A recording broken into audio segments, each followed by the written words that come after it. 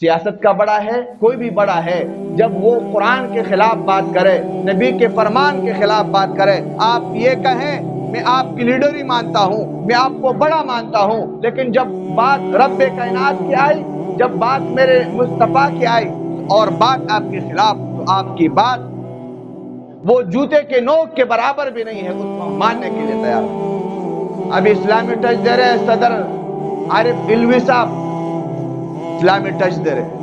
یہ جو ہمارے لیڈر تھے عمران خان، یہ اتنے مقبول تھے اور اتنے 99%، 90%، 91%، یہاں تک کہ ان کا جو مقام اور مرتبہ تھا نا لوگوں میں، وہ بعض نبیوں سے بڑھ کر تھا، نعوذ باللہ۔ یہ کوئی بات ہے؟ جہالت کی انتہا ہوتی ہے، جو جس کے منہ میں آئے بک جائے، پھر کہتے ہیں ہمارے خلاف بات ہو رہی ہے۔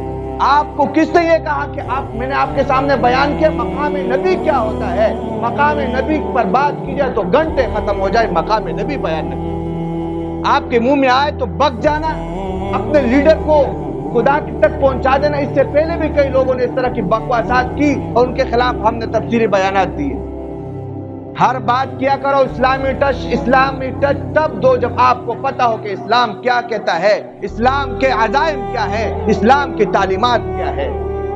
لہذا اپنے زبانوں کو کنٹرول دو، چاہے وہ ملک کا بڑا ہو، صدر ہو، لیڈر ہو، لیکن جب بات میرے رب کے خلاف آئے گی، بات میرے نبی کے خلاف آئے گی، بات صحابہ کے خلاف آئے گی، بات قرآن کی عظمت کے خلاف آئے گی، واللہ العظیم اس کو نہیں چھوڑا جائے گا۔ چھوڑا جائے گا؟ نہیں چھوڑا جائے گا اس کو۔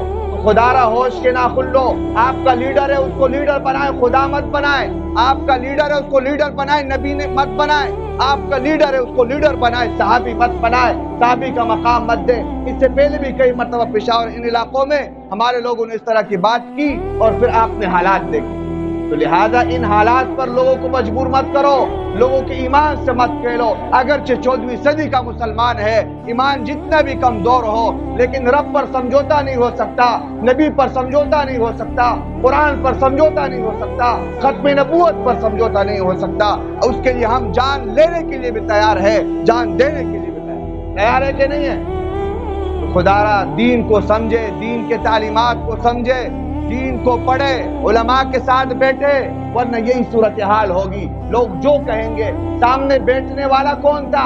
وہ امریکہ سے نہیں آیا تھا، وہ بھی آپ کا مسلمان تھا، وہ اس کو لیڈر مان رہے ہیں، اور یہ بات کرنے والا اس نے کمرے کے اندر بات کی، لوگوں کے مجمع میں بات کی، نبی کے خلاف کہہ دے، خدا کے خلاف کہہ دے، لوگوں کو پرواہ ہی نہیں ہے، کیونکہ لیڈر صاحب بات کر رہے ہیں۔ یہ وہی بات ہے کہ قرآن نے کہا کہ ہمارے آباء و اجداد ہی ہمارے لیے کافی ہے، قرآن کو سائڈ پر رکھو، نبی کی تعلیمات کو سائڈ پر رکھو۔